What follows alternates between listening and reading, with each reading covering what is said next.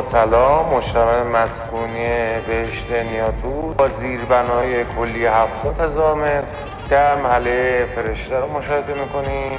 در 30 طبقه که 24 طبقه روی همکف و 5 طبقه در زیر همکف، شامل 60 واحد مسکونی از 450 متر تا 2000 متر. در طبقه 11 و 12 برج که سقف بلندترین نسبت طبقات دیگه داره، مجموعه استخر، سونا، جکوزی و باشگاه و تجربه شنا کردن در ارتفاع 40 متری بدون مشرف رو به شما میده.